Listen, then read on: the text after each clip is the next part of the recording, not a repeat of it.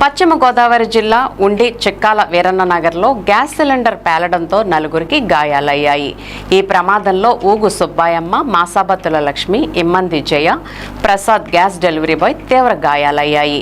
నలుగురిని భీమవరం ప్రభుత్వ ఆసుపత్రికి తరలించగా మెరుగైన వైద్యం కోసం సుబ్బాయమ్మ, లక్ష్మి, జయలను విజయవాడకు తరలించగా ప్రసాద్ భీమవరం ప్రభుత్వ ఆసుపత్రిలో చికిత్స పొందుతున్నాడు.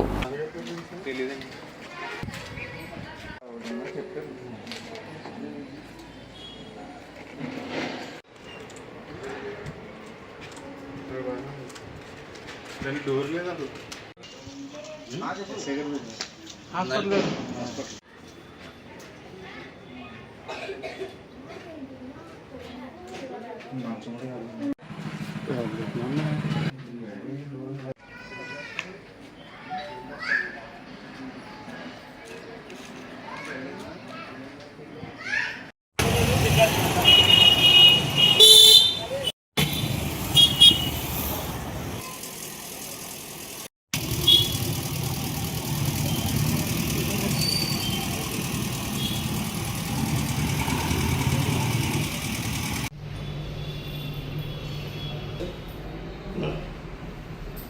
ఉన్నారండి. ఒక నిమిషం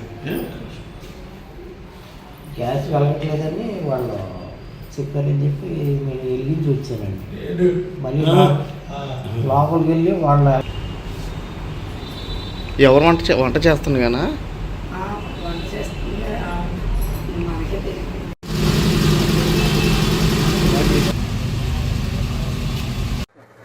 గ్యాస్ బండ అయిపోయిందని వేరే వాళ్ళు ఇంట్లో ఆపోజిట్ వాళ్ళ దగ్గర తీసుకున్నారండి నీళ్ళు.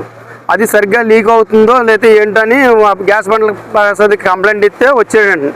గ్యాస్ బండ్ల ప్రసాద్ వచ్చి పుల్లి బండ్లు 5 బండ్లతో వచ్చి అక్కడ మోటార్ సైకిల్ ఆఫ్ చేసి లోనికి వెళ్ళి చెక్ చేస్తున్నాడంట. చెక్ చేసిన టైంలో ఫైర్ అయిందండి. మరి లైట్ వేసుకుంటుంటామైనా అది మొత్తానికి లైట్లో ఏదో ఇబ్బంది మొత్తం ఏదో జరిగి అంటుకుందండి.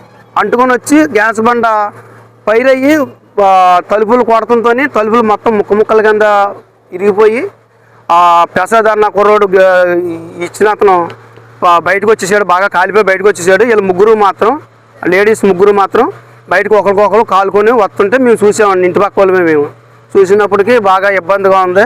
మేము వెళ్ళి బకెట్లతో నీళ్ళేసి ఆర్చేసి తీసుకొచ్చినప్పటికీ వాళ్ళ పేరు మాసాబత్తి సత్యవతి అండి. ఒక ఆవిడ పేరు వాళ్ళ ఏపరాలు ఏలూరు నుంచి వచ్చిందండి. వాళ్ళ ఏపరాలు ఆ సత్యవతి గారు, మాసాబత్తుల సత్యవతి గారు వాళ్ళ అమ్మగారు కూడా ఆవిడ చుట్టూ చూపుకి వచ్చిందండి. ముగ్గురు డెలివరీ బాయ్ ఒకటి, గ్యాస్ బండ్ల డెలివరీ బాయ్ ఒకటి బాగా ఇబ్బందిగా కాలింది. గ్యాస్ లీక్ అయ్యి అంటుకుపోయారు. అంటుకుపోయిన తర్వాత నేను పక్కింట్లోనే ఉంటున్నాను. పక్కింట్లో ఉండేటికి ఎప్పుడైతే సౌండ్ వినపడిందో ఎమ్మటే వచ్చి వాళ్ళ ముగ్గురు మంటల్లో కాలిపోయి బయటకు వచ్చారు. వచ్చేటప్పుడు నీళ్ళు తీసుకెళ్ళి మొఖాల మీద కొట్టి తీసుకొచ్చి ఆర్పివ్వటం జరిగింది. ఈలోపు 10 ఫోన్ చేస్తే 10 వచ్చి తీసుకెళ్లారు. ఇది జరిగింది.